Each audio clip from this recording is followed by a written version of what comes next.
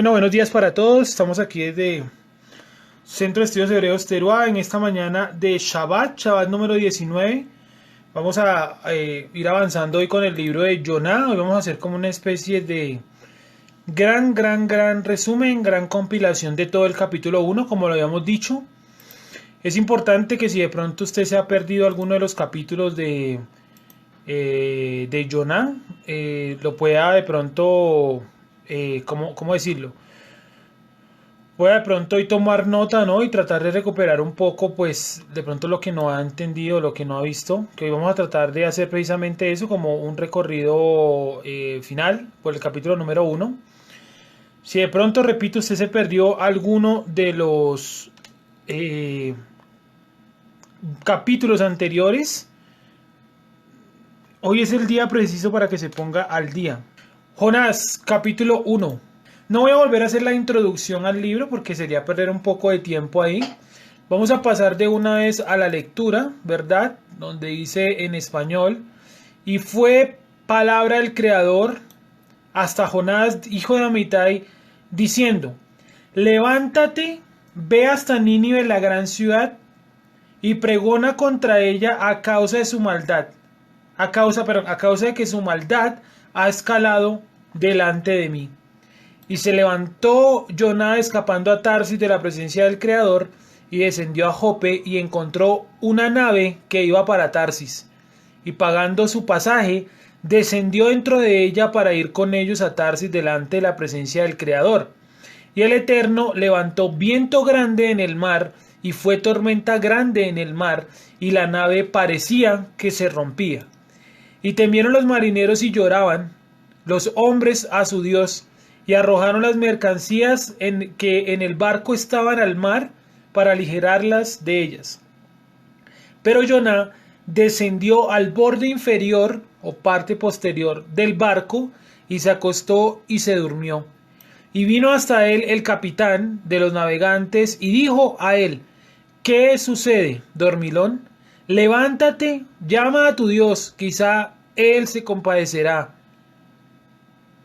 Quizá el Dios o este Dios se compadecerá y no tendremos destrucción. Y dijo cada uno a su compañero: vengan y arrojemos roca por suerte, y conozcamos por quién vino este mal. Y ellos lanzaron roca por suerte, y cayó la suerte sobre Jonás.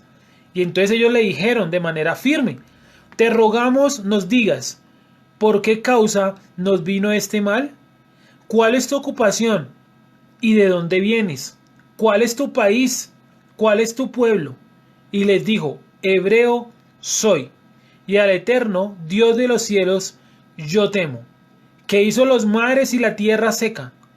Y aquellos hombres se atemorizaron grandemente y le dijeron a él: ¿cómo haces esto? Porque entendieron los hombres que de la presencia del Creador él escapaba, porque él se los dijo a ellos. Y le dijeron ellos a él: ¿qué haremos a ti? Y se calmará el mar, porque el mar se venía embraveciendo. Y él le respondió a ellos: agárrenme y láncenme dentro del mar, y se calmará el mar, porque sé yo que por mi causa esta gran tempestad vino. Y forcejearon aquellos hombres para volver hacia la tierra, y no pudieron, porque el mar se iba embraveciendo contra ellos. Dice: y forcejearon aquellos hombres para volver hacia la tierra, y no pudieron, porque el mar se iba embraveciendo contra ellos. Y clamaron al Eterno y dijeron: te pedimos ahora, Eterno, te pedimos por la vida de este hombre, y no pongas sobre nosotros sangre inocente, porque tú, oh Eterno, hiciste como te plació. Y ellos tomaron a Jonah y lo arrojaron dentro del mar. Y cesó el mar de su ira, y los hombres temieron grandemente al Eterno con temor, y ofrecieron sacrificios al Eterno e hicieron votos, ¿verdad? Ahí se terminaría el pasaje número 16. Bueno, entonces primero que todo vamos a mencionar que el libro de Jonah tiene algo particular, tiene algo especial, y es que es un libro bastante repetitivo. Sí, es un libro repetitivo, pero que no pierde su sentido lógico. Es decir, es muy complicado que uno pudiese escribir algo repetitivo, Y primero, que no sea aburridor para el lector, y segundo, que mantenga su orden lógico. Eso nos muestra que el escritor de Jonah, probablemente alguno de los escribas o sacerdotes, porque esta historia no la escribe Jonah, por eso está escrita en tercera persona, eh, era muy hábil o fue muy hábil en compilar tal cual como le narraron la historia. O sea, parece que esa historia fuera narrada por la manera como está escrita. Y esa narración, ¿verdad?, que tiene el libro de Jonah es bastante interesante cuando nosotros observamos las palabras y los términos que son repetitivos. Ya hemos hablado de algunos, como por ejemplo gran, ahorita lo vamos a ver algunos, descender es otro, presencia del creador es otro, y por último una palabra muy repetitiva es la palabra mar. De hecho, la palabra que más se repite. De hecho, hay un texto donde dice que se levantó un gran viento en el mar y hubo en el mar una tempestad. Sí, aquí en el versículo número 4. Sí, dice, hizo levantar un gran viento en el mar y hubo en el mar una gran tempestad. Entonces ahí notamos pues cómo esto pues se transformó en una tormenta, ¿no? Pero lo curioso de la narración es el hecho de ser repetitivo, repetitivo y repetitivo y repetitivo y repetitivo. Sí, y se convierte muchas veces en repetitivo debido principalmente a pues a los acontecimientos que están sucediendo y que nos va a mostrar algo, un significado. Tienen un significado las repeticiones, ¿sí? Un significado profundo. Entonces vamos a ir mirando uno por uno con calma, listo, punto por punto, con mucha detención para hacer todo el barrido del capítulo 10, del capítulo 1 hasta el versículo 16. Dijimos que el versículo 17 hace parte del capítulo 2. De hecho, en las compilaciones de los Tanaks casi todas lo ponen en el capítulo 2. Entonces, 2.1, ¿no? Entonces, pues en este caso vamos a tomar hasta el 16, que es donde termina como tal el relato, ahí dentro de ese barco que se dirigía hacia Tarsis. Entonces, primero que todo vamos a pensar la negativa de Jonah para no ir a Nínive. Y sigo. Entonces, vamos a pensar primero que todo por qué Jonah se resistió a ir hasta Nínive. ¿Sí? Se resistió a ir hasta Nínive por dos razones principalmente. Una de esas razones era porque él entendía que a los ninivitas le iban a dar misericordia y él quería que ese pueblo fuera destruido, como lo vemos al final de su relato, ¿verdad? Al final de su relato vemos que Jonás se enoja porque Nínive no fue destruido. O sea, uno de sus objetivos o uno de sus deseos era que Nínive fuera destruido. ¿Pero por qué causa? ¿Qué pasaba en Nínive que a Jonás lo tenía tan molesto? Ya dijimos que este lugar no solamente surgió, digamos, la astrología y también todo lo que tiene que ver con la magia, la brujería. Bueno, allá fueron como una gran cuna de todas esas prácticas, y también la idolatría, que era frecuente en Nínive directamente, sino que además de eso en Nínive se practicaban un montón de cosas que eran terribles. Una de esas cosas que se practicaban en Nínive, en la ciudad como tal, entonces dijimos que bueno, la brujería, la idolatría, que eran elementos negativos en este lugar, pero también uno de los elementos negativos era el trato que le daban a los esclavos y a las personas que habían sido capturadas en la guerra, es decir, a los presos en la guerra. Y era un trato muy duro, era un trato muy violento que le daban, que iba, por ejemplo, desde amputarle partes de su cuerpo, sencillamente por declararse como rebeldes, sacrificarlos a sus dioses, sacrificios humanos. Por ejemplo, que le amputaran a usted partes de su cuerpo como las orejas. Sí, así obviamente sin ningún tipo de anestesia ni de calmante, nada. Primero no la había, y segundo, pues obviamente es un trato violento para crear un impacto. Y bueno, cuando los ninivitas o cuando los asirios, que es como el país al que pertenece Nínive, conquistaban otro pueblo, lo primero que ellos hacían era capturar a muchos de los hombres y mujeres de la ciudad y a todos asesinarlos. ¿Cómo los asesinaban? Decapitándolos.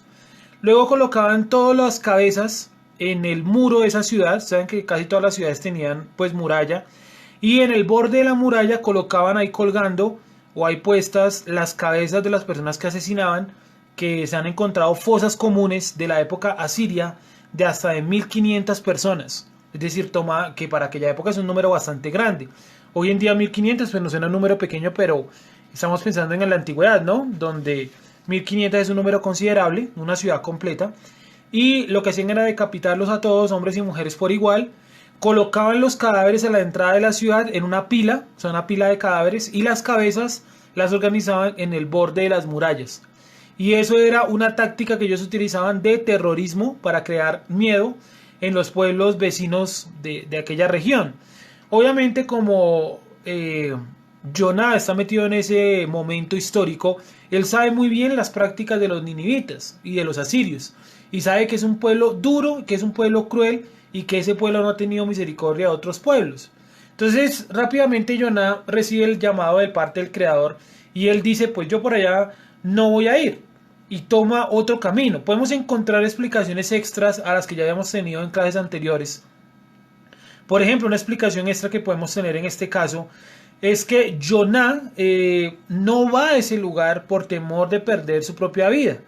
Y la persona, digamos, en este caso Jonah, que tiene temor de perder su propia vida, pues estuvo a punto de perderla y ya después miraremos si la perdió al interior de este pescado. Sí, de este pescado que lo traga. Y él termina tal vez entendiendo que la vida está solamente bajo el control divino y que si el Eterno lo quiere matar y lo quiere revivir para llevarlo a Nínive, lo va a hacer. Digo revivir, que es diferente a resucitar, ¿sí? Que son dos términos diferentes. Y ahí encontraríamos la verdadera señal de Jonah, que la gente se centra en los 3 días y las 3 noches. Sí, es importante y después lo vamos a ver. Pero lo más importante en este pasaje es la acción que sucede con Jonah al interior del pez. Y por eso él no busca ni ora durante 2 días. Pero eso lo vamos a ver en su momento, ¿vale? Entonces lo que estamos haciendo hoy, vuelvo y repito, para los que nos van llegando por ahí, estamos haciendo una especie de resumen, una especie de gran compilación de todo lo que hemos visto, anexándole algunos puntos que de pronto quedan sueltos cuando uno ve versículo por versículo. Entonces Jonah sabía de estas prácticas. A ver, les sigo contando que otras prácticas hacían estos hombres asirios, que son considerados el ejército más cruel de la antigüedad.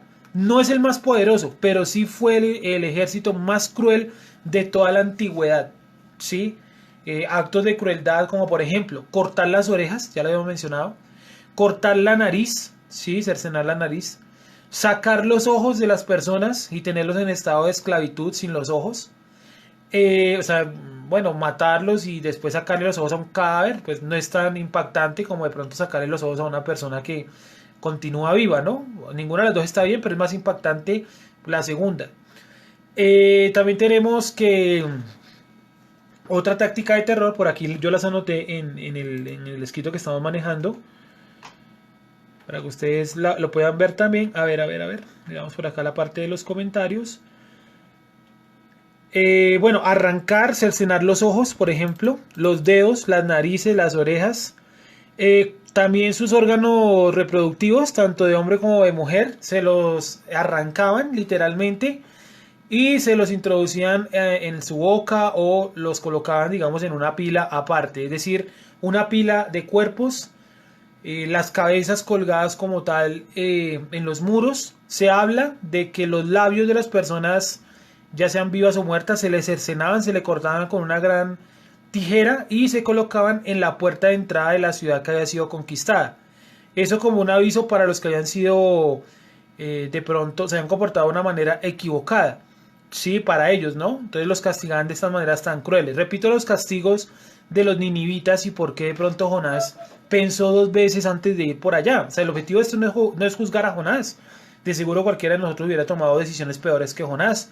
De cosas, yo me pongo a pensar y digo, de cosas Jonás no practicó por ahí el suicidio. ¿Sí? Vemos que es una persona que tiene una madurez considerable. Entonces, castigos de los ninivitas: decapitación, degollamiento, que es diferente a la decapitación. Después de muerte, las personas tomaban los cadáveres y los colocaban en una pila de cadáveres a la entrada de la ciudad. Las cabezas las colocaban en el borde de los muros, los labios y otras partes del cuerpo las pegaban en las paredes, en las puertas de entrada, perdón, de la ciudad. Finalmente hacían otra pila con órganos reproductores, ¿verdad? Con dedos, con ojos, con lenguas y con todo elemento, por ejemplo los intestinos también. Es decir, eran personas muy violentas, salvajes, que cuando atacaban un pueblo era letal. Y muchos de esos acontecimientos vamos a ver después cuando veamos otro profeta, donde atacan a la parte norte de Israel y practican todo tipo de vejámenes contra la población civil de aquel lugar. Y a los que no pudieron matar se los llevaron pues presos hasta sus lugares tan lejanos como la India o lo que hoy en día es Uzbekistán o Kazajistán, sí, muy lejos de la tierra de Israel. Los asirios fueron un pueblo terrible y por eso hay un libro, creo que es el libro de Abdías, donde dice que se les va a castigar y van a nacer un imperio peor, más fuerte que los va a castigar a ellos, y es el imperio babilonio. Y luego aparece otro que castiga a Babilonia, pero que va a tener un tiempo de refresco para nuestro pueblo, y es el imperio asirio. Luego vienen los griegos, que también son muy violentos, y luego vienen los romanos, que son ya diplomáticos. ¿Sí? Ellos se llevaban presa a la gente, pena de muerte, tenía que estar firmada por varias senadores, los patricios se llamaban los tipos allá en Roma, en fin, es decir, va cambiando como un poco la relación del pueblo con los imperios que están en ese momento. Y los antepasados de los musulmanes, algunos de esos antepasados son de origen asirio, y por eso yo creo que ellos mantienen aún esa práctica o ese comportamiento irracional de cortar cabezas y de cortar manos y de apedrear en plazas públicas y demás, porque sencillamente hace parte de sus tradiciones antiguas. O sea, eso se hereda de sangre en sangre, así como aquí en Colombia, por ejemplo, es muy tradicional que comamos productos que vienen del maíz. ¿Por qué? Porque los indígenas que habitaban esta región pues sembraban maíz y consumían principalmente maíz, ¿verdad? Y también otros productos como por ejemplo el café, también los indígenas lo utilizaron y lo trataron de utilizar en bebidas y demás, ¿cierto? Para masticarlo, como la hoja de coca, en fin. O sea, nosotros como parte de un país o una cultura heredamos de todas maneras sus comportamientos, ¿sí? ¿Por qué uno diría, por ejemplo, por qué en Venezuela es tan común la práctica de la brujería o de ciertas prácticas relacionadas con la santería? Porque los antepasados de ellos, los indígenas caribes, practicaban este tipo de cuestiones, y los africanos que fueron llevados a Venezuela pues venían principalmente de un país llamado Burundi, y en Burundi se practicaba pues algo peor que el vudú. Imagínense ustedes entonces lo que estamos hablando. Y esas raíces quedaron en parte de Centroamérica, en Cuba, en Venezuela, en menor medida en Colombia, principalmente en la ciudad de Cartagena. Pero los negros que traían aquí a Colombia venían, digamos, de otro país que era Nigeria, o lo que hoy en día es Nigeria, y el comportamiento es relacionado con otra cosa, y es un comportamiento más idolátrico. Por eso el colombiano es tan idolátrico y tan musical, porque se cree que Nigeria y esta parte de África es la cuna de la música. Entonces por eso aquí en Colombia pues hay muchos representantes musicales, porque nuestros antepasados tenían esa raíz. Sí, así como de pronto el colombiano también es una persona muy violenta, ¿no? Los que somos colombianos entendemos la cuestión. Violenta no las personas, sino surgen personajes que son violentos, guerrillas, paramilitares, etcétera, etcétera, porque nuestros antepasados fueron así. Fueron también muy guerreros entre ellos, las tribus se mataban, en fin, así como hay otros lugares donde eran muy tranquilos, por ejemplo, la zona de Centroamérica, por allá entre Panamá, perdón, entre Costa Rica y por hasta Belice. Sí, era una raíz, no sé, maya, ¿verdad? Tranquilos en parte, no eran tan violentos como otras culturas. Entonces la gente allá es como muy tranquila, ¿sí? Etcétera. Aunque también se practican algunas cosas, pues, obviamente, como en todo país, terribles, ¿no? Entonces aquí vemos como los asirios son personas terriblemente malvadas. A mí me cuentan todas esas historias de Nínive y créanme que yo también hubiera pensado dos veces si voy o me escapo. Cualquier persona lo hubiera hecho. Y Jonah pues embarcó, ¿no?, hacia otro lugar, hacia Tarsis, muy lejos de la tierra de Israel, en lo que hoy en día sería España, buscando escapar de la presencia del Creador, ¿no? Y él entonces va hasta Jope primero, y ahí toma un barco que va hacia Tarsis, bastante lejos. En la historia de Jonás me parece interesante porque no solamente aparecen los ninivitas o los asirios, ¿no?, sino que también aparecen los fenicios, que son estos navegantes expertos del Mediterráneo en la época de Jonás. Y me parece interesante que la Torah nos permita, o el Tanaj, nos permite hacer esos recorridos históricos por diferentes culturas, por diferentes tradiciones. Y lo que decíamos hace 8 días, el Shabbat pasado, si nosotros no entendemos la mentalidad de esos otros pueblos que eran contemporáneos del pueblo hebreo, hay cosas de los relatos que se nos escapan, ¿sí? Y luego los asirios, ellos son derrotados en Jerusalén, en el valle de Hinnom, ¿sí?, afuera de la ciudad de Jerusalén. Ellos conquistaron el norte y ya iban por el sur, pero la gente del sur los derrotó. Los judíos los derrotaron y los hicieron retroceder. Y nunca después de esa derrota, dicen los libros históricos, después de esa derrota contra los judíos, nunca volvieron a ser los mismos y ya luego aparecieron los babilonios y literalmente los asesinaron a casi todos los asirios importantes, ¿sí? Entonces, Judá también juega un papel importante en relación con los asirios y con Nínive, porque Judá fue el que los derrotó y logró detener su avance hacia Egipto. De hecho, los egipcios se habían aliado con los judíos, en el libro de Crónicas lo narra, para tratar de contener a los asirios, para que no llegaran hasta Egipto, y los derrotan en Judá. El libro de Crónicas y el libro de Reyes nos dicen, nos narran, que este pueblo fue derrotado como tal por Judá de una manera milagrosa. Judá no quería ir a la guerra, tenía temor, obviamente, de caer en la mano de estos bárbaros y salvajes asirios. Y en medio de su temor, el Eterno dice: tranquilos, si ustedes no quieren ir a pelear, yo ya les di la victoria, por lo tanto la victoria ya está. Sí, y el Eterno envía a uno de sus ángeles, al ángel del Eterno, lo denomina así, y el ángel mata o derrota él solo a 180.000 soldados, no solamente con su poder, sino también porque dice que creó una gran confusión. Es decir, él no solamente llegó con una espada a matar soldados, porque de uno en uno se hubiera demorado un montón. Él creó un caos, ese ángel, ¿verdad?, dentro de ese campamento, y entre ellos mismos empezaron a masacrarse. Y finalmente los asirios volvieron a su tierra derrotados por un solo ángel del Creador. 185.000 soldados perecieron ese día. Obviamente eso fue motivo de júbilo para Judá. Y obviamente para nosotros, después de que leemos la historia, nos damos cuenta que Dios, cuando quiere proteger a su pueblo, hace que los misiles que disparen desde la franja de Gaza vayan a caer, vayan a caer, vayan a caer, y un viento los empuje de vuelta a la franja de Gaza y caigan sobre hospitales y sobre personas inocentes. Ellos querían matar inocentes, pues mataron inocentes, pero de su propio pueblo. Sí, ese relato los pueden encontrar muchas veces en documentales, en libros, donde los mismos soldados, que no son ni siquiera practicantes del judaísmo, dicen: venía un misil hacia nuestra posición, sopló el viento y el misil cayó en un lugar vacío, o cayó otra vez de vuelta donde lo dispararon, ¿sí? O alcanzó a reaccionar la cúpula de hierro y explotó el misil en el aire. En fin, muchas historias. ¿Por qué? Porque el Eterno cuida las fronteras de su pueblo. Sí, lo cuida, lo protege. Y le da inteligencia a las personas que están en ese trabajo para poder proteger a los civiles inocentes, ¿vale? Sigo. Entonces dice que el Eterno hizo levantar un gran viento. Vamos a leer por aquí los comentarios, a ver qué más así nos ha quedado como sin abordar. A ver, dice por ejemplo... Bueno, que a Jonás lo visitó la palabra del Creador. No dice que lo visitó el Creador, dice que lo visitó su palabra. Es decir, le trajeron un mensaje, y este que le trajo el mensaje, pues sabemos que palabra del Creador es un título que se le da también al Mashiach. Y encontramos allá la palabra Aleph Tab, como lo vimos aquella ocasión. Bueno, ya dijimos un poquito lo de los asirios, ¿no? Perdón, todo lo que ellos hacían. Por ejemplo, ¿qué más les cuento así que hacían? Bueno, descuartizamiento también. Descuartizaban a la gente y la repartían por todos los territorios. Es parte de lo que hacían estos malvados.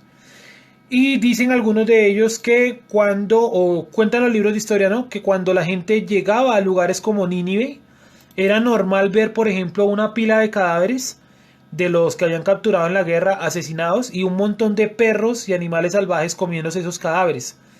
Era una manera de ellos causar un terror de los que eran traídos a Nínive, para decirle: miren, ustedes pueden terminar así como estos, digámosle, capturados o rebeldes. Sí, entonces pues obviamente usted llega a Nínive y se encuentra con esa escena, cadáveres humanos, obvio, siendo devorados por perros, pues uno diría: no, pues yo mejor me porto juiciosito, ¿no? No sea que de pronto termine así también muerto y comido por los perros. Entonces vemos que es un pueblo bastante malvado, y créanme que yo también hubiera cogido para otro lado. Yo lo hubiera pensado muchas veces para ir a Nínive y tal vez no lo hubiera hecho. Dice: pero el Eterno hizo levantar un gran viento. Yo pienso que en Jonás hay muchas cosas escondidas, y una de las cosas escondidas, yo creo, y es como el nivel más profundo al que me ha permitido llegar el creador de comprensión de Jonás, y es que Jonás estaba guardando su vida, estaba conservando su vida. Y eso dice en un texto, ¿no?, que todo el que quiera conservar su vida la perderá. No tiene que ver relacionado con Jonás, pero lo junto y pienso y digo: tal vez Jonás estaba protegiendo su vida y dijo: a mí me da temor ir por allá y que de pronto me maten. Porque lo que él iba a hacer no era nada sencillo. Él iba a hablar en contra de la ciudad y de los dirigentes. Es decir, él entraba a la ciudad con pena de muerte, ¿sí? Cualquiera le hubiera dado temor con todo lo salvaje que eran estos tipos.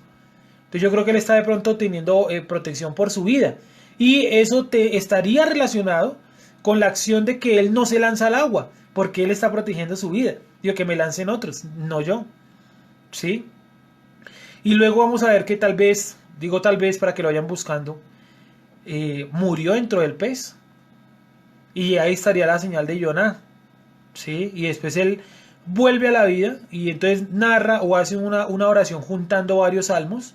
Los salmos ya estaban escritos en la época de Jonah. Eso es cuento que los salmos fueron escritos por los macabeos o por el profeta Daniel. No, eso es falso. Los salmos ya existían desde Jonah. Y Jonah es casi, ¿qué les digo yo? Casi 400 años antes de como tal Daniel. Bueno, tal vez no tanto, como 250 años, ¿sí? Antes de Daniel.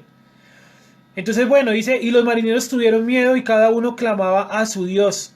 Cada uno clamaba a su propio Dios, pues obviamente eran paganos, ¿no? Y ya dijimos también cuál era la acción de echar suertes, ¿no? Más abajo donde dice, dijeron cada uno a su compañero, venid echemos suertes, para que sepamos por qué causa nos ha venido este mal. Este echar suerte es la acción de arrojar una piedra. Sí, que por ahí la colocamos en los videos de las clases de Jonah y de los episodios en Instagram, pero en YouTube ya está el capítulo 6 desde la semana anterior, para que usted lo vaya y lo vea por si de pronto quiere ver de pronto la piedra y eso. Una de las posibles piedras, ¿no?, que se utilizó con este objetivo, no la que usaron este día porque eso es imposible, pero una de las que utilizaban para esto era una piedra pulida por un lado y por el otro era pues totalmente lisa, y la piedra era llana, era plana, se lanzaba como una especie de moneda, como cuando juegan, no sé, cara y sello, ¿cierto? Un volado, que le dicen en otras partes del mundo. Y caía ahí la moneda, o en este caso la piedra, ¿no? Y determinaba si era buena suerte o mala suerte. Todos lanzaron esa piedra, supongo uno por uno, y todos cayó buena suerte, buena suerte, buena suerte. Y el único que le cayó mala suerte fue Jonah. Obviamente los marineros supieron que por causa de él era. Y rápidamente le empiezan a preguntar quién es él. Porque habíamos dicho que los hombres creían que los dioses tomaban forma humana y que se manifestaban. Eran fenicios. Y le empiezan a preguntar, ¿qué oficio tienes? ¿De dónde vienes? ¿Cuál es tu tierra? ¿De qué pueblo eres? ¿Sí? Para que él pueda aclarar que verdaderamente es un ser humano. Y empieza diciendo, soy hebreo, temo al Eterno, Dios de los cielos, que hizo el mar y la tierra. E inmediatamente dice que aquellos hombres temieron sobremanera y le dijeron, ¿por qué has hecho esto? Porque ellos sabían que huía de la presencia del Creador, pues él se lo había declarado. Y vemos entonces cómo hay como cierta indiferencia de Jonah hacia todo lo que está sucediendo en el barco. O sea, él está muy tranquilo, sí, él está tranquilo. Y está tan tranquilo que ellos están llorando, gritando, haciendo espectáculo, y él está totalmente tranquilo, se acuesta y se queda dormido. Y hasta allá envían al marinero a decirle, venga, ¿por qué está dormido?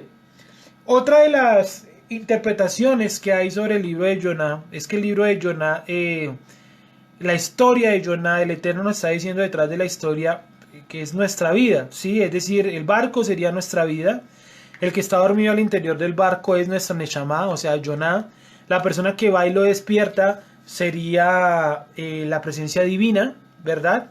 Él le dice, hey, ¿qué hace aquí dormido? Hay que despertarse, ¿cierto? La tormenta serían las situaciones de nuestra vida y que muchas veces en situaciones muy duras de nuestra vida nosotros no oramos, no buscamos el Creador, sino que lo que hacemos es como tal, pues esperar o dormir o no hacer nada. Y esa es una posición equivocada. Nosotros tenemos que pasar a una actitud de hacer, ¿cierto? Una actitud de clamar, de buscar. No esperar que esté tampoco la tormenta para hacerlo.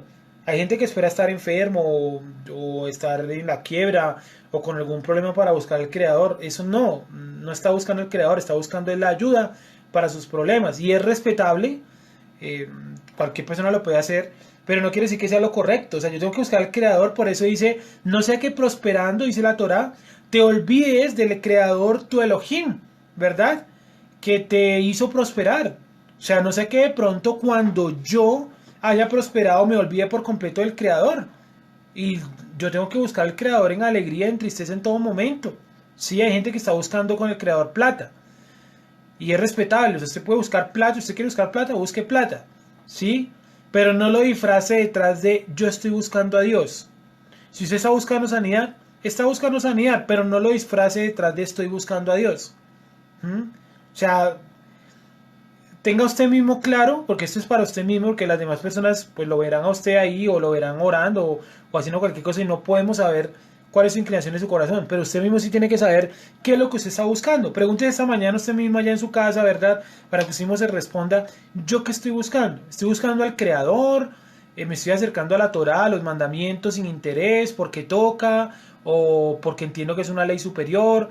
¿O me estoy acercando a todo esto porque pues me quiero sentir identificado o identificada con algo? ¿O estoy buscando plata? Yo creo que los judíos o los que practican la Torá se enriquecen, o de pronto yo estoy buscando, no sé, otras cuestiones, no sé, emocionales, sentimentales, o estoy buscando que Dios me cure de algo, sea lo que sea, pero tenga claro qué es lo que usted está buscando, ¿sí? Esta semana hablaba eso con una persona y le decía que el problema con las personas es que eh, creen que estudiar la escritura es solamente escuchar a una persona y repetir eso. Y lo decía a causa de que veía una charla, o veía varias charlas mesiánicas, digo mesiánicas porque ese es el movimiento de ellos, y vi tres movimientos diferentes, y todas eran lo mismo que decía un maestro judío en un video, tal cual, o sea, como si se hubieran puesto a copiar las palabras tal cual, las expresiones, hasta las mismas historias. Y dije, esta gente no estudia, esta gente lo que hace es ser repetitivo. Puede ser válido, pero no es contado como que usted esté meditando, usted está basándose en las meditaciones de otra persona. Y usted puede tomar estas enseñanzas y le pueden parecer muy interesantes, ¿verdad? Y tomar puntos que a usted le gusten y que usted pueda aprender y demás. Pero el estudio principalmente está basado en lo que usted estudie usted solito, con la puerta cerrada, en su cuarto, con lo que usted pueda leer, con lo que usted pueda meditar. Eso es lo que le va a dar a usted su mayor plus de gasolina. Lo otro le va a dar gasolina, venir a Shabbat, guardar Shabbat, conectarse a las transmisiones, tomar nota, debatir allá, lo que uno dice. Aquí pues no los puedo ver debatir, porque obviamente no están, ¿cierto? Intercambiar ideas con uno, hacer una cosa, hacer otra cosa. Todo eso lo podemos ver ahí, ¿verdad? Pero lo que nos va a dar un plus número uno es cuando usted cierra la puerta y usted en su intimidad busca al Creador, ¿sí? Por eso dice Yeshua que hay que buscar al Creador, que en la intimidad, y el que lo busque en la intimidad, entre comillas, será recompensado en público, ¿sí? Entonces, pues esa es la invitación, ¿no? Para que usted no se quede únicamente con lo que usted escucha, con lo que usted ve, con los videos. No, no, no. Usted también tiene que tratar de profundizar eso, buscar, indagar, leer, ¿cierto? Plantearse, indagar usted mismo, tener sus propias preguntas, sus propias de pronto hipótesis sobre algo.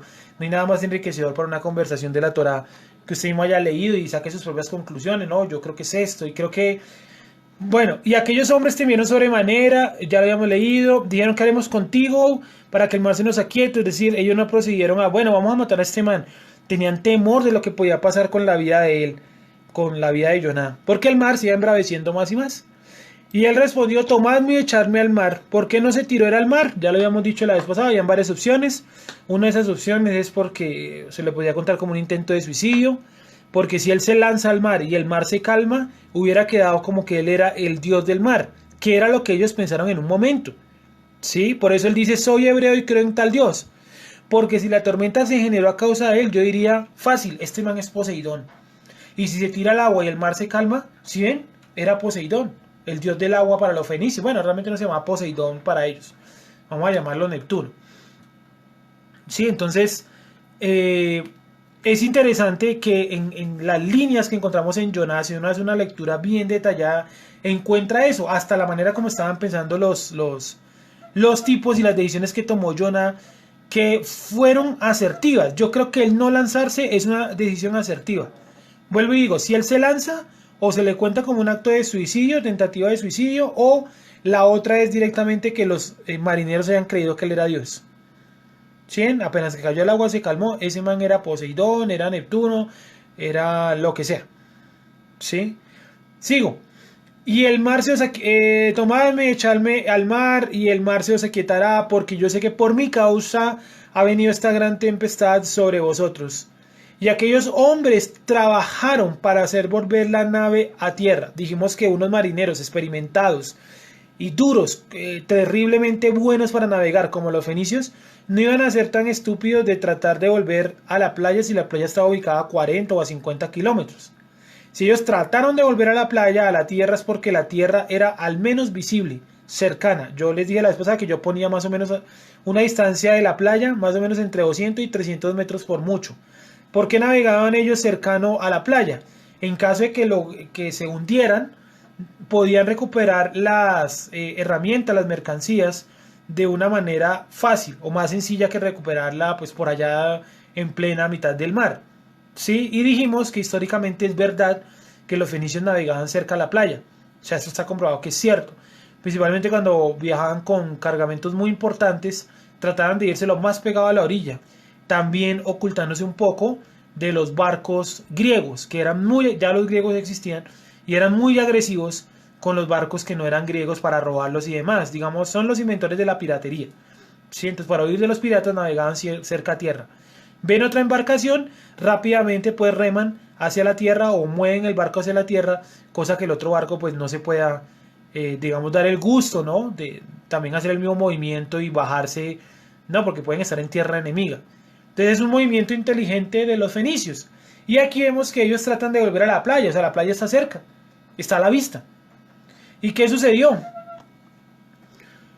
Y aquellos hombres trabajaron para hacer volver la nave a la tierra. Ya dijimos que forcejearon, ¿no? Forcejearon para hacer volver la nave a la tierra. Mas no pudieron. Dice, y forcejearon aquellos hombres para volver hacia la tierra y no pudieron, porque el mar se iba embraveciendo contra ellos, ¿cierto?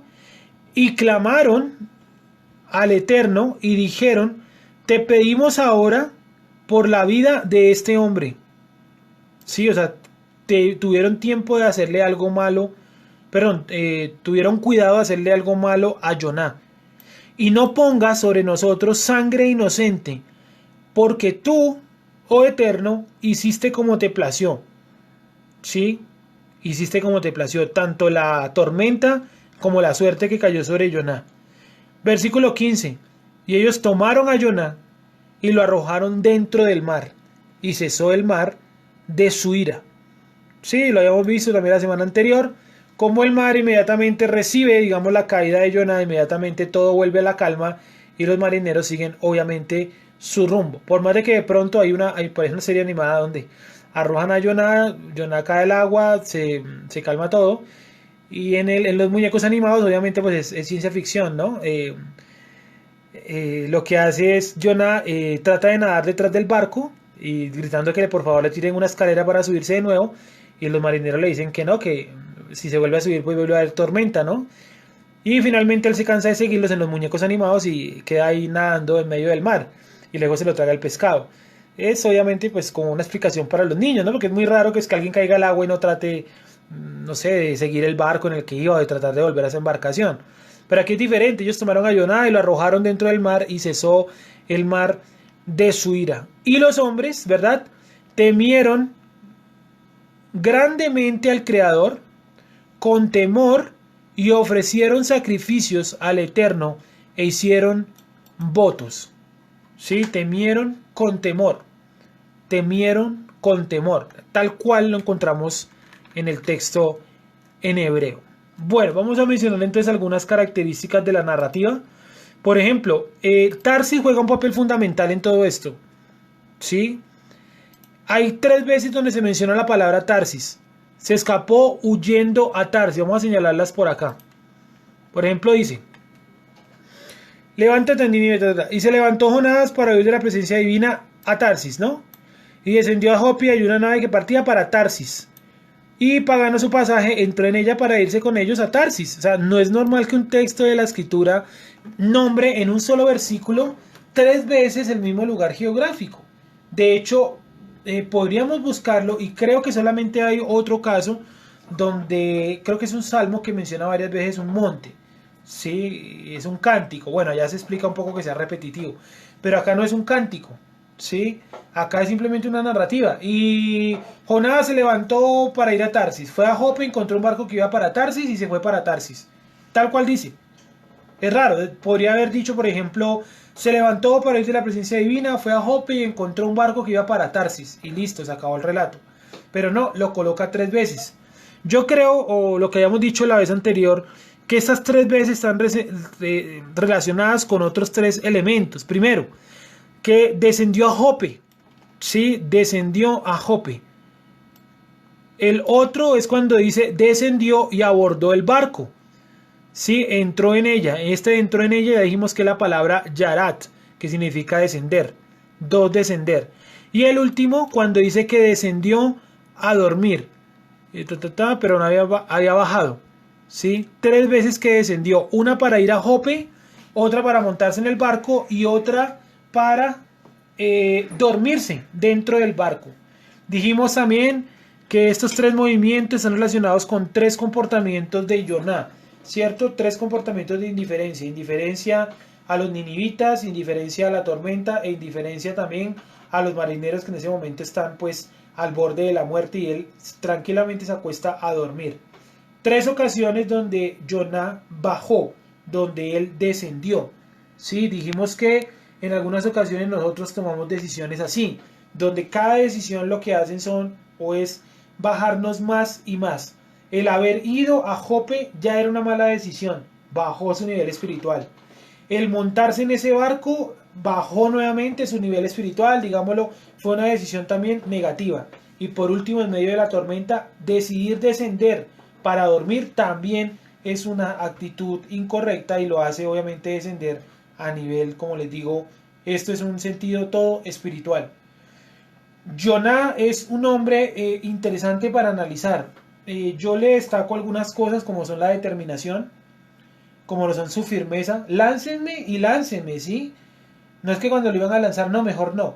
No, lánceme y lánceme. Y él se puso objetivo ir a Tarsis. Se montó en un barco y en medio de ese barco se relajó porque él iba para Tarsis. Sí, o sea, es un hombre determinado, es un hombre con fuerza. Es un hombre que le dice, el mismo creador le manda un mensajero y le dice, bueno, hay que ir a Nínive. Y él dice, qué maravilla, mejor me voy para Tarsis. ¿Cierto? Entonces vemos que es una persona determinada, es una persona con carácter, ¿sí? Es una persona que actúa, es una persona que no es pasiva, tanto para lo bueno como para lo malo, porque aquí hasta ahora estamos viendo como aspectos negativos de él, pero luego vamos a ver que para lo bueno también tuvo iniciativa, caminar predicando 3 días en una ciudad que no es la suya y con los antecedentes de los asirios. Créanme que se necesita mucha determinación. De pronto Jonah entró a la ciudad y de pronto encontró afuera ese espectáculo de los cadáveres y los perros ahí comiéndose eso, porque era muy común, o sea, no es algo que sucedió una vez, sino que era muy común que sucediera, que a los muertos o a los ejecutados de las conquistas de guerra los colocaban afuera de la ciudad para ser comidos por los perros, era muy común, ya lo habíamos mencionado. Entonces Jonah, yo pienso que todos los personajes de la escritura son un espejo de nosotros, pero Jonah es uno de los espejos que más se parece a nosotros. Sí, incluso me gustaría de pronto el escrito que tenemos o que tengo, ¿no? De todo el libro de Jonah, que he ido colocando por aquí algunos apartes y hay unas partes donde están pues siendo arregladas y eso, llamarlo algo así como el espejo de Jonah, porque me causa curiosidad que de todos los personajes de la Biblia, este es uno de los cuales se muestra primero todo como sus acciones negativas y luego las positivas. Es decir, casi todo siempre empieza como por lo positivo y va mezclando entre positivo y negativo, positivo y negativo. Hay otros que lo negativo hay que rebuscarlo. En el caso de Abraham, ¿cierto? Hay que leer bien el personaje en dónde cometió sus errores, porque era un ser humano. En el caso de Moisés, pues tiene varios llamados de atención de parte del Eterno. En fin, pero Jonás es uno de los que entra en el versículo 2, ya está diciendo que está desobedeciendo al Creador. Y eso que lo trata de profeta. Porque si fuera un cualquiera, uno diría, bueno, un cualquiera es un cualquiera. Pero no, está tratando nada más y nada menos que Jonás, el profeta. Y en el versículo 2 viene desobedeciendo. Entonces me parece que es uno de los personajes interesantes. No lo... Tampoco digamos que era una mala persona o algo así. No, sencillamente tenía sus posturas radicales. Él predicó y él dijo, se sentó afuera de la ciudad y dijo, yo vine hasta acá para que destruyeran la ciudad y ahora me voy a sentar a esperar que la destruyan. Y ahí sentado esperando. Una persona firme. Una persona con carácter. Sí, se notaba que era cercano a Elías y a Eliseo. Cuando hicimos la introducción del libro hace ya casi 2 meses, dijimos que Elías y Eliseo habían sido anteriores a Jonás y que probablemente Eliseo haya sido incluso conocido o hasta maestro de Jonás porque los años coinciden y el líder de los profetas era Eliseo. Ya luego apareció Jonás. Entonces se nota que los hebreos de esta época, los hombres, los que se dedicaban a esta cuestión de la Torá, eran personas radicales, ¿sí? Eran personas radicales, tanto para lo bueno como para lo malo, eran personas radicales. Y en esa radicalización de su comportamiento, pienso que algunos hicieron una labor impresionante, otros no fueron tan radicales, veo que otros son de pronto un poco más dubitativos, y no los hace mala persona ni peores profetas. Son simplemente formas de ser de cada una de estas personas. Veo, por ejemplo, al profeta, no sé, Isaías es un profeta un poco más pasivo. Sí, no es tan radical como de pronto lo es acá eh, Jonás o Eliseo o Elías. Veo otro que es un poquito más conciliador, que es en el caso de Jeremías. Y veo otro que él quiere entender qué está pasando. O sea, él no entiende qué está pasando. Y me gusta mucho ese libro por eso. Porque él desde el primer versículo no entiende qué está pasando. Y al final del capítulo o al final del libro siento que él no entendió qué estaba pasando. O sea, que Dios le mostró qué estaba pasando y él llegó a un punto donde la información era tan gruesa, tan grande y tan hermosa donde él no la entendió. De hecho, usted la lee hoy en día sabiendo lo que ya pasó, pudiendo interpretar la profecía porque ya pasó. Y usted dice hay cosas que de todas maneras no se entiende. Y es el libro de Habacuc. ¿Sí? Se nota que él tiene ese problema. Yo quiero entender lo que está pasando. Y no podía entenderlo. Otros, como el libro de Oseas. Sí, como que Dios manda y yo hago. Vaya a casarse con una prostituta. Bueno, tenga un hijo, llámelo tal. Bueno, no era como de pronto un Jeremías. Haz tal cosa. No, pero es que, no, haga tal cosa. No, pero es que, Oseas decía, bueno, es otra forma de ser. Sí, uno cree que todos los profetas eran iguales y no. Todos tienen su distinto comportamiento. Entonces, las tres palabras Tarsis están relacionadas con estos tres lugares. Descender a Jope, descender y abordar el barco y por último descender a dormir. También esto lo podemos relacionar con los tres castigos que yo veo que por lo menos en el primer capítulo el Eterno le coloca a Jonah, que son el gran viento, la gran tormenta y el gran pez. El hecho de que lo hayan arrojado al mar no es un castigo, porque es que él mismo lo dijo que esa era la solución. Entonces no era como tal un castigo, no fue que lo cogieron y lo arrojaron en contra de su voluntad. Es que él dijo que esa era la solución. ¿Sí? Tampoco es un castigo que él se haya montado en el barco. No, porque él tomó esa decisión. Tampoco es un castigo que él se haya puesto a dormir. Tampoco es un castigo que él haya ido a Jope. El castigo es que él lo haya tragado el pez. Entonces, gran viento, gran tormenta y un gran pez.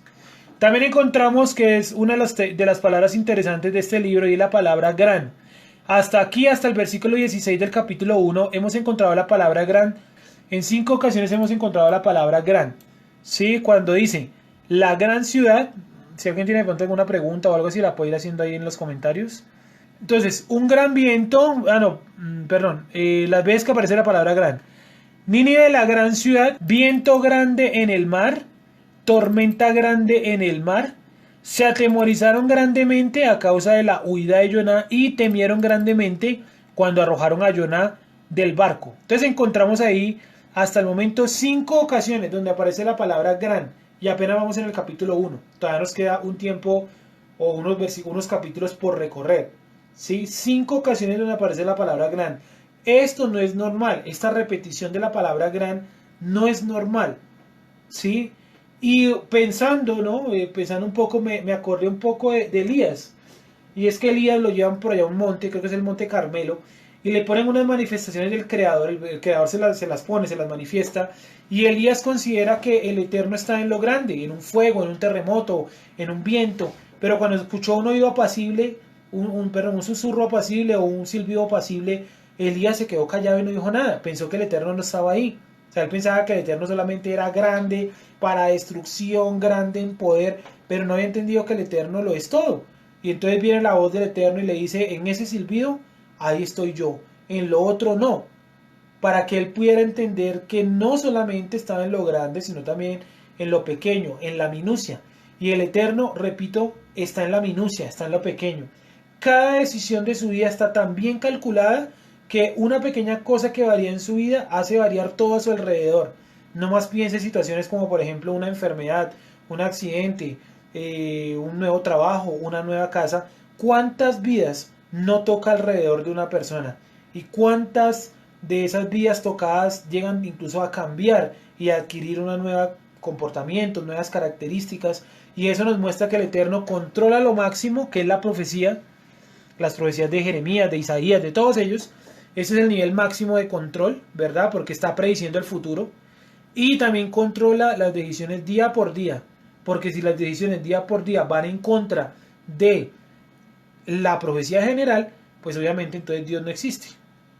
Sí, es como lo que siempre dicen, viajar en el tiempo para cambiar el pasado. Eso no se puede hacer. Primero, científicamente es imposible. Y segundo, a nivel teológico, sencillamente es imposible. Porque lo que se hizo en el pasado es parte de esa gran profecía que está encerrada en todas nuestras vidas. Sí, o sea, la profecía atraviesa su vida. Es como una línea recta que atraviesa toda la historia de la humanidad, su vida, todos estamos atravesados por esa línea invisible llamada profecía. Y todo lo que va a suceder ya está escrito, ya está profetizado. Tal vez los detalles no, pero a grandes generalidades sí. 5 ocasiones donde encontramos la palabra gran. Gran ciudad, grande viento en el mar, grande tormenta, se atemorizaron grandemente a causa de la vida de Jonás y temieron grandemente cuando ofrecieron sacrificios. 5 ocasiones que encontramos la palabra gran. Otra de las palabras repetitivas en el texto es la presencia divina, ¿cierto? Cuando por ejemplo dice acá, dice, y Jonás se levantó para huir de la presencia del Creador. 1, ¿cierto? Vamos a leer otro. El 10 dice, y aquellos hombres temieron sobremanera y le dijeron, ¿por qué has hecho esto? Porque ellos sabían que huía de la presencia del Creador. Ahí encontramos otro. Sí, de la presencia del Creador. Y por último, ya, se fue con ellos para huir de la presencia del Creador. Bueno, dice así. Dice acá, es el número 3, dice, se levantó para huir de la presencia del Creador, número 1, ¿cierto? Se fue lejos para huir de la presencia del Creador y más adelante cuando dice que los marineros tuvieron miedo porque él les dijo que huía de la presencia del Creador. 3 ocasiones que encontramos esa frase, presencia del Creador, presencia del Creador. También otra, bueno, aunque ahí las coloqué juntas, huir de la presencia del Creador. Sí, sería toda la frase.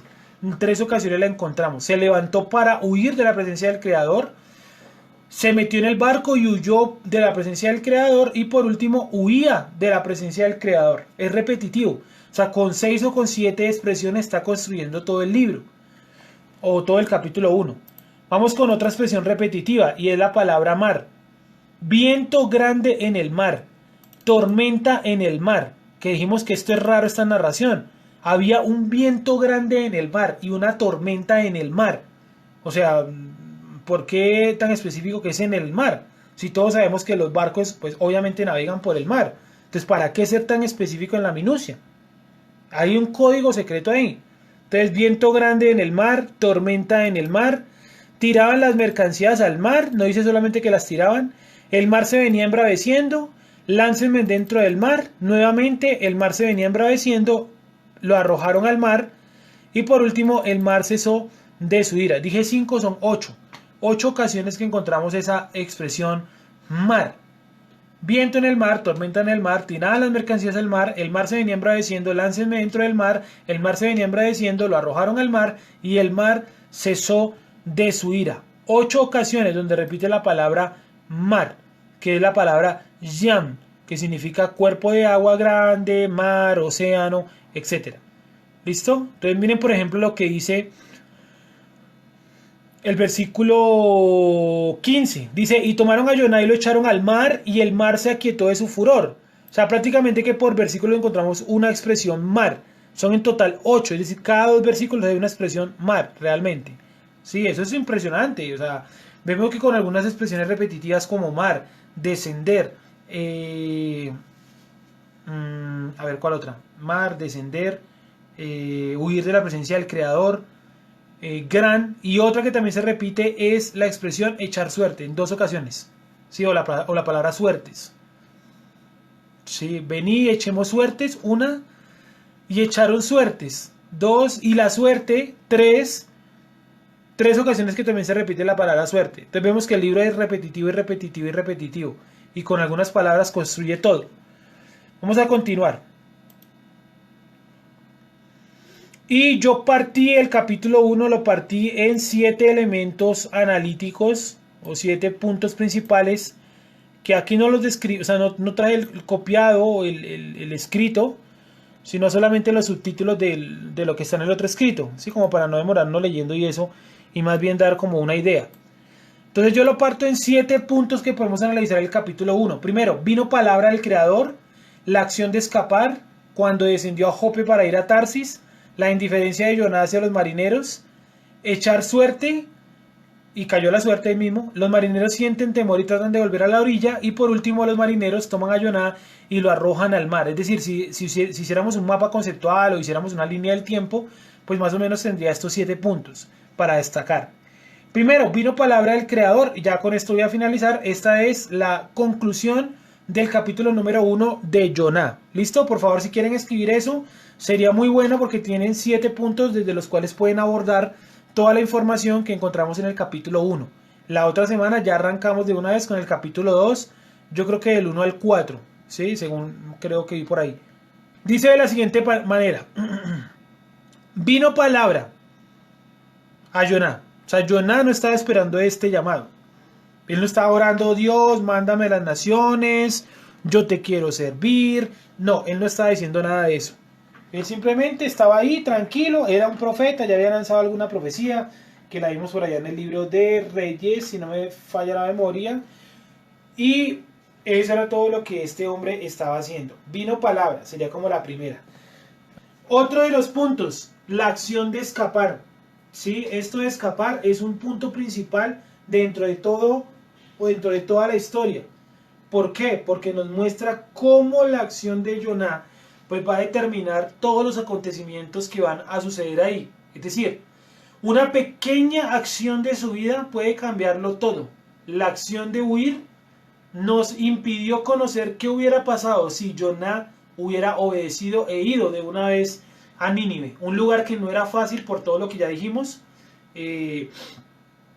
Por ejemplo, la maldad de sus pobladores con la astrología, la idolatría, la maldad de sus dirigentes y de su ejército matando y masacrando de maneras tan indescriptibles a sus capturados, amputación de órganos, decapitación, colocar las cabezas en el muro, pegar a la puerta de la ciudad los labios, los ojos, los genitales de los que eran capturados y demás, hacer una pila de ojos, una pila de dedos, una pila de narices, una pila de orejas.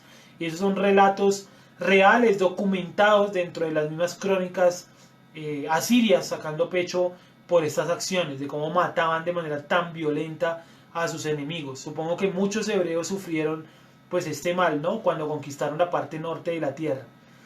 Descender a Jope, bueno, ya sabemos que va hasta allá, encontró un barco, 3 veces la palabra Tarsis. La indiferencia de Jonás, no solamente hacia los marineros, sino también hacia los ninivitas. Echar suerte, cayó suerte en Jonás. Los marineros sienten temor y tratan de volver a la orilla. Ya dijimos que esta es una acción desesperada porque la orilla estaba cerca, pero el agua les impedía tratar de volver. Y por último, el último punto analítico ahí sería: los marineros toman a Jonás y lo arrojan al mar. ¿Sí? Bueno, vamos entonces a hacer ahora, ese era como así como los puntos analíticos. Vamos a hacer ahora una lectura más enfocada hacia sacar una conclusión general del libro, del capítulo 1, perdón. Y ahí quiero leer sus opiniones. A ver, ¿cuáles son sus opiniones? Quiero leer sus opiniones finales o parciales hasta acá de Jonás. No solamente como el libro como tal, que es muy bonito, que es muy... No, sino el personaje. ¿Sí? ¿Ustedes qué opinan del personaje de Jonás hasta acá? Y ya hacemos una lectura pues más buscando lo espiritual, ¿cierto? De este texto y algunos puntos que de pronto no hemos mencionado en cuanto al aspecto teológico. Que si yo les dijera, bueno, ya leímos el capítulo 1 de Jonás, versículo por versículo y completamente. Ahora deme su opinión de este capítulo 1. ¿Usted qué diría? ¿Cuál sería su opinión sobre el libro de Jonás? Bueno, mientras van pensando y van escribiendo ahí, van redactando en sus celulares, ¿cuál es su opinión? Yo voy dando como la mía, ¿listo? Yo pienso que Jonás, vuelvo y repito, es una persona de carácter, pero no voy a repetir lo que ya habíamos dicho. Yo pienso que Jonás también es una persona que conoce muy bien su entorno, su contexto, y yo creo que esa es una de las grandes muestras de que los hombres y las mujeres que se dedican a la escritura tiene que estar muy informado de lo que está sucediendo a su alrededor, no solamente de su contexto hebreo y tal, sino también todo lo que se mueve alrededor, porque todo lo que se mueve alrededor es justamente, hace parte de esa gran profecía que les digo que enmarca y atraviesa todas nuestras vidas, ¿sí? Es decir, sus acciones humanas pueden llegar hasta donde la profecía se lo permita, porque la profecía es eso, ya está dicho que va a suceder, por lo tanto usted no se puede saltar ese plan divino, y si no, usted pasaría a ser Dios. Imagínense el problema teológico y lógico que supone eso. Entonces, cuando la gente cree que actúa por voluntad propia, no, tenemos que entender que eso hace parte de la voluntad divina. Sí, está enmarcado entre la voluntad divina.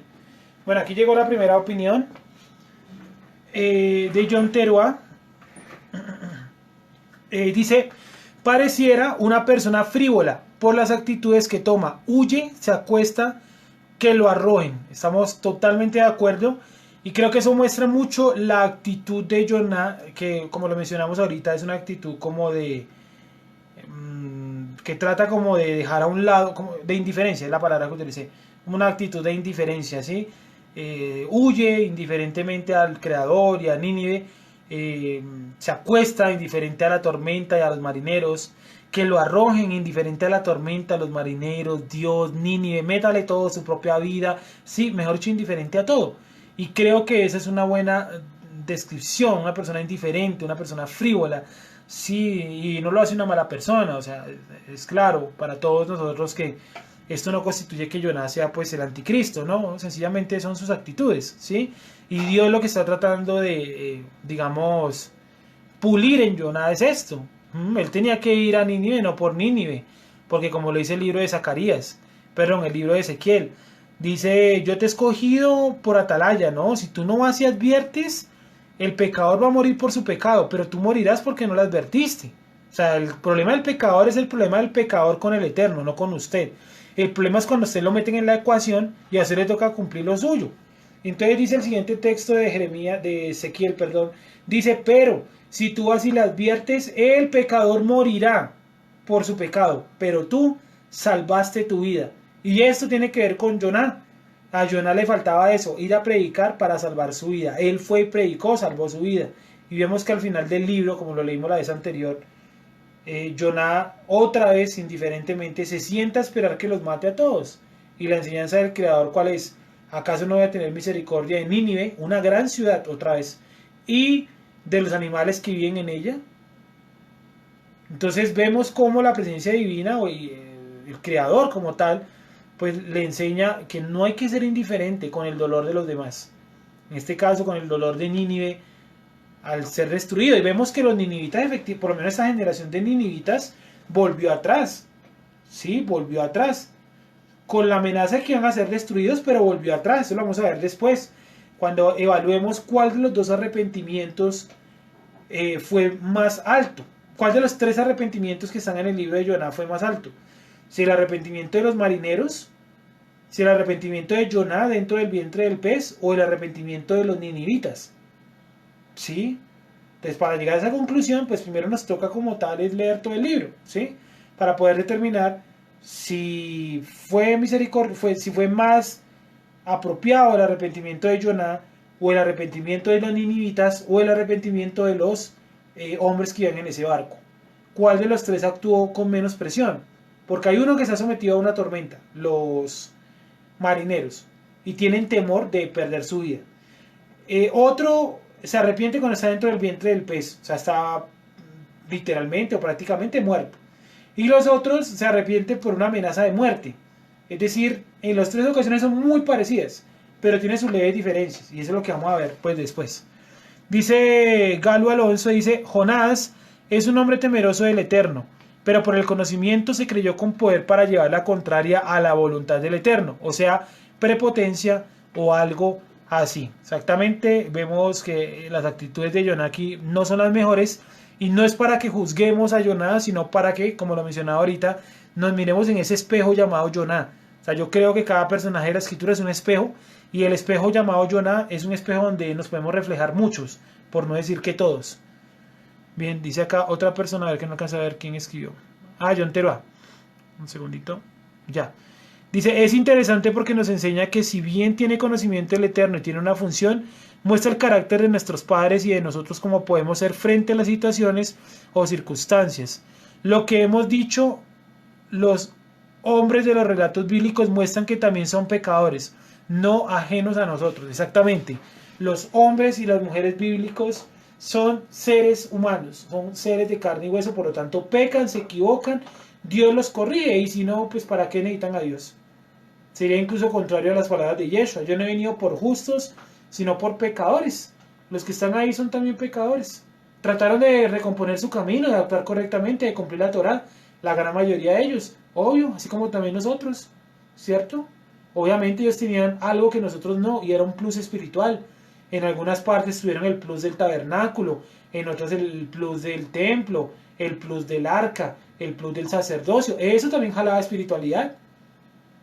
¿Sí o no? Hoy en día no tenemos ninguna de esas. Entonces nuestra espiritualidad depende mucho, digámoslo en cierta medida, del trabajo personal que tengamos con el Eterno. Y ahí se complica un poquito más. Decía por ahí un libro que leía hace poco sobre comentarios sobre diferentes textos de la Biblia. Decía ese libro que hoy los milagros pasaron a ser de la, ¿cómo decirlo?, de la esfera privada. Porque eran públicos, se hacían públicos porque el sacerdote era público. Entonces las acciones que se realizaban eran públicas por cuanto estaba el sacerdote, el arca y demás. Dice, pero como ahora todo eso ha desaparecido, la gran mayoría de milagros ahora son en la esfera privada. O sea, depende mucho de que usted tome ese papel de sacerdote o ese papel de santo, santo en el sentido de justo, ¿no? Y me parece que es interesante, me parece que el libro trata un tema interesante, trata la cuestión de los milagros y que mucha gente dice, pero si Dios existe, ¿por qué hoy no se abre el mar? ¿Y por qué esto? ¿Y por qué no aquello? Porque creo que los milagros hoy están más en la minucia, en lo pequeño. Y vemos algunos milagros que de pronto en nuestra vida propia, ¿no? Muchas cosas son milagro. Decía ese mismo libro, no, ese sí lo decía, era creo que Nachman de Breslev en El Jardín de la Fe, que a nosotros nos pasan tantas cosas milagrosas que llega un punto donde nosotros pensamos que ya es parte de, entre comillas, lo normal o la casualidad. ¿Sí? Entonces hay tantas cosas milagrosas en nuestra vida que nosotros no las asimilamos como milagro. Y colocan el ejemplo de una, creo que es en ese libro, de una mujer que comía, o sea, cosechaba, sembraba, creo que maíz o trigo, y era trigo o cebada, y era de manera milagrosa, o ella se sorprendía mucho cuando podía cogerlo, recogerlo y procesarlo y convertirlo en pan, en harina y demás. O sea que esa mujer se sorprendía mucho porque para ella eso era un milagro. Por el clima, por las plagas, por las pestes, por las hambrunas, por el sol, por la lluvia. O sea, se producía y era un milagro. Y si hoy hemos perdido ese milagro de la comida porque ya los seres humanos en un 90% no somos agricultores ni cultivadores. Entonces nosotros vamos pues a una tienda y encontramos una variedad, pero no nos preguntamos realmente cómo surgieron esos productos. Y no entendemos que esos productos surgieron a partir de un milagro. Es un milagro que la tierra produzca con tanta enfermedad para las plantas, con tantos bichos, con tantos de pronto insecticidas, pesticidas, cosas que ha hecho el ser humano, tierra que de pronto ya no es fértil, cambios en el clima, y aún así se sigue produciendo por cantidades. Eso es un milagro. Entonces a veces uno tiene que tener los ojos no centrado en cosas que digamos son sorprendentes, sino que en el día a día encontramos milagros. Hay otros milagros, no sé, pongamos un ejemplo. Por ejemplo, en esta situación tan difícil, ¿no?, económica y eso, las personas que no han perdido su trabajo o que han encontrado trabajos en medio de esta, digamos, pandemia, cuarentenas y demás, eso es un milagro. Es un milagro porque gran parte de la humanidad está perdiendo sus trabajos, está sin dinero, desempleo, etcétera. Y es un milagro, eso es un milagro, ¿verdad? Yo lo puedo catalogar como un milagro y lo es. Y no se puede explicar, hay cosas que no se pueden explicar. No es entendible cómo mientras todo el mundo es despedido alguien puede conseguir un trabajo. Es un milagro. Sí, así sencillo. Otra, por ejemplo, no sé, coloquemos otra de pronto. Tener, por ejemplo, un lugar donde usted habitar. Sí, es un milagro también cuando muchísimos seres humanos no tienen ese lugar de vivienda o ese techo, ¿sí? Les toca dormir en la calle. No todos los casos es porque quieran o porque sean drogadictos, es porque sencillamente hay gente que pues que no tiene el dinero, ¿no? Les toca armar cambuches, les toca invadir tierras, y no lo hacen porque sean personas malvadas todas ellas, sino porque sencillamente sus posibilidades económicas no les permiten más, ¿sí? Y que usted tenga la posibilidad de eso, de tener un techo, de pronto tener agua, bueno, tantas cosas que son milagro, todo es un milagro, ¿verdad? O muchas cosas lo son. Hay tantos milagros que para nosotros ya dejaron de serlo. Se convirtieron en algo, entre comillas, normal y cotidiano. Y es algo que debemos reflexionar. Bueno, otra cosa que podemos mencionar de Jonah, a ver si alguien más quiere dar su opinión. Ahí los he leído, las dos personas que nos han dado su opinión. Vemos también en el capítulo 1 una cuestión interesante, y es un debate que podemos tener cualquiera de nosotros, y es obedecer o no obedecer la voluntad divina. Cuando viene la voluntad divina, nosotros por lo general no sabemos cuál es la voluntad divina. Y piensen en cosas tan sencillas como esto. La decisión, por ejemplo, para tomar una carrera universitaria, que es algo que nos va a cambiar la vida, porque usted se va a quemar 5 o 6 años o 4 años, lo que sea.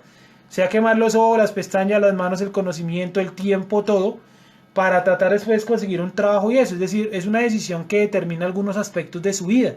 Sí, va a determinar aspectos de su vida. Y a veces nosotros no sabemos qué decisión tomar, puede ser por indecisión nuestra, o porque surge esa pregunta: ¿será que esto sí es voluntad del Eterno? Entonces, digamos que aquí Jonah tiene esa pequeña ventaja, pero nos enseña algo interesante, y es que aún el ser humano, conociendo la voluntad divina, a pesar de conocer la voluntad divina, ir a Nínive, el ser humano, como Jonah o como cualquiera de nosotros, se atreve a desafiarla y a incumplirla. Hoy ustedes y yo conocemos la voluntad divina del cumplir los mandamientos, ¿verdad? Pero puntualmente en nuestra vida, decisiones de nuestra vida, nos toca hacer análisis y pensar todo en relación con los mandamientos, ¿sí? Con la decisión que yo tomo, cuántos mandamientos puedo llegar a afectar o cuáles puedo llegar a afectar. De pronto yo tomé un trabajo, tomé de pronto un estudio o algo que me incluye los Shabbats. Entonces ahí se crea una afectación. Se lo puede hacer, pero está en contra de la voluntad divina. Y mire lo que la voluntad divina hace. Tiene que crear una tormenta, primero un viento para convertirlo en tormenta, para convertirlo en un pez gigante, para terminar en un gusano que se comió en una planta. Es decir, nuestra vida es de constante aprendizaje. Hoy puede ser un viento, mañana puede ser una tormenta, pasado mañana puede ser un pez gigante y después puede ser un gusano. ¿Sí? Lo que nos ayude a aprender. También el libro de Jonah es un libro muy, yo lo denominaría naturalista. Está muy relacionado con la naturaleza. Tormenta, viento del mar, un pescado, un gusano, una planta, ¿verdad? Todo está como relacionado a la naturaleza, a las fuerzas de la naturaleza. Incluso hay una opinión por ahí que no comparto mucho, y es que el libro realmente es como una especie de narrativa que nos trata de mostrar que Dios controla todo, toda la naturaleza, que por eso Jonás dice pues que él controla el cielo, el viento, el agua, perdón, y la tierra. No la comparto porque creo que la voluntad divina en este caso es superior. Y creo que la voluntad divina es mostrarle a Jonás que incluso Nínive puede recibir de su misericordia, porque Jonás pensaba pues que esto podía ser posible, pero que era algo injusto, y el Eterno mostró que esa decisión era justa y conveniente. ¿Por qué? Porque la ciudad estaba habitada por personas que habían hecho ¿qué? Teshuvá, y por animales. Eso es lo mismo que dice el Creador. Otra cosa bonita del libro, lo había mencionado la vez anterior, aunque no estaban todos, es el respeto o el amor, el cariño que muestra en este caso el Creador por sus animales, ¿verdad? Y dijimos que por lo general una persona que cumple Torah es una persona que entiende que los animales no son para maltratarlos, que no son para causarles daño, ni dolor, ni nada por el estilo. Por el contrario, también están en este planeta, y ellos viven tranquilos en sus hábitats, en sus ambientes, en sus, digamos, sí, hábitats, iba a decir otro, en sus comunidades, ¿verdad? En sus comunidades de animales, en sus agrupaciones de animales. Yo veo las cebras y, salvo de que vean de pronto un león o una hiena por ahí, tranquilas, comen el pasto, están por ahí todo el día, toman agua, caminan de un lado a otro, a veces se ponen como a jugar, a saltar entre ellas. Animales tranquilos, ¿sí o no? Entonces yo creo que el Eterno también tiene misericordia grande de los animales, de las plantas también. Sí, ya luego veremos cuando siembra Jonás la planta. Y Una enseñanza también que veremos más adelante es cuando que la misericordia que yo debo sentir en este planeta tiene que ser mayor por los seres humanos que por los animales. Y es algo bien difícil y es la enseñanza final del libro de Jonah. Y es no final porque sea la conclusión del libro, no, sino digo, es el de los últimos capítulos, versículos, uno puede concluir eso. Que el Eterno le dice, usted tiene misericordia de esta planta. Y yo tengo misericordia de los seres humanos y de los animales también. Es decir, mi misericordia no puede ser mayor hacia las plantas y hacia los animales, tiene que ser mayor hacia el ser humano. Luego, en el orden que nos coloca el libro, irían los animales y finalmente las plantas. Es decir, nosotros tenemos que tener misericordia hacia todos los seres que tienen vida en este planeta. Todos son todos, deben tener una misericordia, ¿cierto? Misericordia. Y en el caso, por ejemplo, misericordia no es acariciarlo, porque usted puede acariciar a un cocodrilo, él no va a tener de usted misericordia, porque él no entiende ese concepto, ¿sí? Pero voy a colocar el ejemplo de eso no es misericordia, ¿no? Ya lo hemos dicho, que la misericordia no es solamente actos positivos. ¿Cuál es la misericordia con, por ejemplo, un asesino en serie?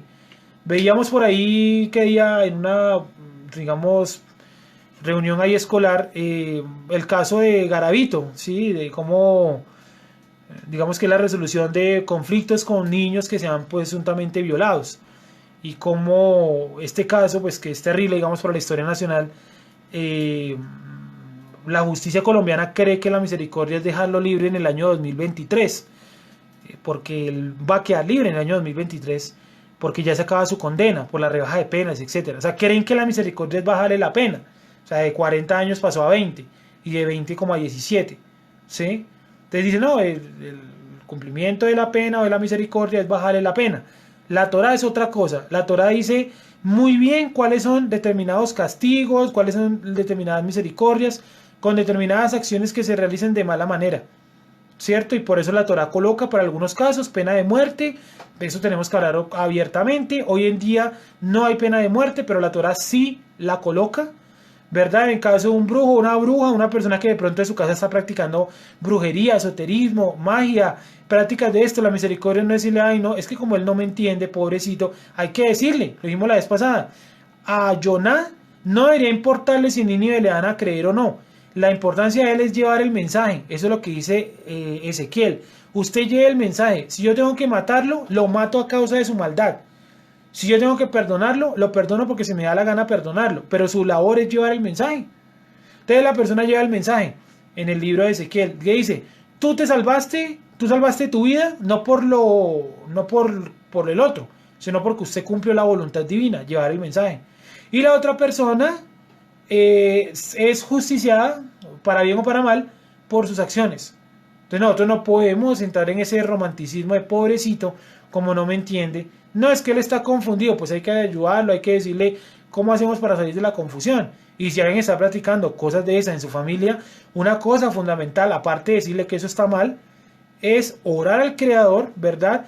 Pedirle que tenga misericordia a esa persona en sentido positivo o negativo, lo que sea, pero que lo ayude a dejar esa práctica, porque esa práctica lo va a llevar a ¿qué? A la destrucción de su vida. La gente se mete en brujería, en magia, en hechicería, buscando prosperidad, buscando el amor, buscando cualquier vaina, ¿cierto? Y lo que no saben es el peligro de estar jugando con esas entidades. Incluso tenemos nosotros conocimiento, varios que son testigos de ese caso, ¿verdad? Personas que han practicado el esoterismo que plantea la Kabbalah aplicada. ¿Y qué sucedió? ¿Qué sucede? Endemoniamiento, posesiones satánicas, miedo constante, paranoia. ¿Por qué? Porque practican cosas que la Torah no aprueba. La Torah no aprueba esos comportamientos, ¿sí? Entonces aquí también hablamos un poco de la misericordia. Hay misericordia en este libro para todo el mundo. Hasta para Jonah hay misericordia. El Eterno lo pudo haber dejado en el pescado. ¿Y quién nos cuenta la historia? Pues nadie. ¿Ya? ¿Sí o no? Y el profeta Jonah un día salió para Jope, porque nadie sabía que él iba para Nínive ni nada. Salió para Jope, se montó en un barco, por allá lo arrojaron en medio del mar y se murió. ¿Cierto? Y final, una historia de un capítulo. Sí, pero no, tuvieron misericordia a él. Y creo que esa es una de las contradicciones del libro. Que Jonah pide misericordia, ¿verdad? Pero él no entiende la misericordia en relación con otra persona. la entiende solamente en relación consigo mismo. En el capítulo 2 vamos a hablar abiertamente y tendidamente de eso. Hasta aquí hemos visto pues a Jonah pues como una persona que está tratando de huir, que es como indiferente, ¿verdad? Frívola, utilizaron el término por ahí, indiferente, que trata también de como ser radical, ¿no? En sus decisiones y que principalmente pues todo el tiempo yo lo veo tranquilo. Es más, lo veo tranquilo hasta el tercer día en el pez. Lo veo fresco, tranquilo, todo bien. Está lloviendo, una tormenta, todo bien, vámonos a dormir. Eh, por ejemplo, Nínive, una ciudad enorme, van a ser destruida, todo bien, yo me voy para otro lado. ¿Sí? ¿Por qué Dios no manda a otro? ¿Por qué mi labor no la hace otro? Porque la labor suya es la labor suya, nadie más la puede hacer, solo usted la puede hacer, es el mejor que la puede hacer. ¿Alguna otra opinión hasta ahí? No sé si alguien más haya escrito sus opiniones para leerlos acá. Entonces, recordemos así cositas básicas del libro. Jonah significa paloma o efervescencia, que describe un poco el carácter de esta persona. Eso significa el nombre Jonah. Jonah vivía en Israel, en la parte norte, y fue enviado a Nínive, pero él fue a un puerto fenicio, Jope, y arrancó hacia Tarsis, una ciudad fenicia en España. Por allá en medio de la navegación lo botan al mar. Aquí todavía no ha aparecido Nínive en función. Hasta ahora fue nombrada. Y tengan en cuenta la palabra gran. Sí, gran. ¿Por qué esa insistencia con gran? Entonces, hemos visto ya versículo por versículo del capítulo 1. Hicimos una retroalimentación desde varios aspectos, desde varias posturas, ¿no? Del libro de Jonah, del capítulo 1. Ya iniciaremos la semana siguiente con el capítulo número 2. Y haríamos lo mismo, versículo por versículo, luego hacemos una retroalimentación, luego el 3, versículo por versículo, retroalimentación, así. Luego entramos al 4 y luego analizamos todo el libro desde el principio, cuando veamos todo el capítulo 4 en retroalimentación, para que tengamos un concepto ahí sí ya más general. Aquí obviamente he quedado muchas cosas por fuera, pero trato de llevar como el orden de la narrativa, ¿no? Para no saltarme los siguientes aspectos que complementan lo que acabamos de ver aquí en el capítulo 1, porque todo el libro es complementario. Solamente les mostré el capítulo 4 donde sucedió lo de la planta y eso, y otro donde el Eterno, cuando lo escupe el pescado, ya el Eterno no le dice que se levante y vaya a proclamar contra Nínive, sino que dice ve y di en Nínive, o sea, cambió la palabra proclamar contra. Entonces, bueno, hasta aquí la historia se empieza a poner buena, y miren lo que dice el 17, el 1.17, que vendría a ser el 2.1. Pero el Eterno tenía preparado un gran pez, otra vez la palabra gran, o sea, el primer versículo del capítulo 2 y de una vez va con gran, que tragase a Jonah. Y estuvo Jonah en el vientre del pez 3 días y 3 noches. Entonces entenderán por qué dejamos este texto aislado. La otra semana vamos a ver este texto, el 1, y creo que nos vamos a demorar un poquito para poder explicarlo de las 3 noches y 3 días, ¿verdad? Si, como decían alguien por ahí, si son días incompletos, si son días completos, que ya escuché que Jesús había resucitado supuestamente durante el Shabbat, y que por eso muchos judíos no creían en él, porque en Shabbat no se podía resucitar. No, paremos un momentico el tren, ¿cierto? Paremos un momentico toda la velocidad que llevamos y analizamos punto por punto esto de los 3 días y 3 noches. Y después miraremos pues el capítulo 2 ya de la Reina Valera, que es donde nos describe un poco cuando la oración de Jonah, ¿no? Desde el vientre del pez, que es una oración profunda de 10 versículos, no es tan larga, que describe en parte esto, cuando mi alma desfallecía en mí. O sea, Jonah estaba muerto o estaba muriendo o falleció dentro del pez. ¿Sí? En fin, eso lo vamos a ver conforme vamos avanzando. ¿Dudas o preguntas hasta ahí? ¿Tenemos de pronto algo que aportar? Aquí no es donde ya nunca más vamos a volver el libro, el capítulo 1, no. Cuando hagamos nuevamente al final todo el barrido del libro, ahí tendremos entonces conclusiones ya más dicientes, ya más concretas, que nos ayuden a ver pues a Jonah en todo su esplendor. Repito nuevamente, ¿alguien tiene alguna duda, alguna pregunta, algún comentario, algo que aportarnos, algo que de pronto se nos haya escapado así, aunque tratamos de abordarlo verso por verso para precisamente eso, reducir como tal pues la cantidad de aspectos por fuera de. Miren por ejemplo esta frase, desde el seno del Seol clamé. Seno del Seol. El texto 2, el capítulo 2 es más difícil que el 1. El 1 es más introductorio, el 2 es meramente teológico.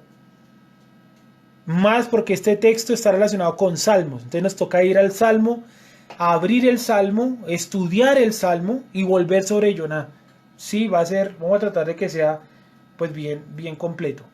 Bueno, no habiendo comentarios ni nada por el estilo, les agradezco a todos los que nos acompañaron en este capítulo número 1 de Jonah, que nos tomó un mes más o menos, o un poco más tal vez, analizar todo el capítulo 1. Hoy hicimos como el barrido general. Nos encontramos en Jonah la próxima semana. También esta semana esperen el episodio número 6, 7 de Jonah, ¿cierto? Donde vamos a tener ahí pues la explicación de todo el capítulo 1, como a grandes rasgos, 10 minutos. Bueno, Shabbat Shalom para todos, que estén bien.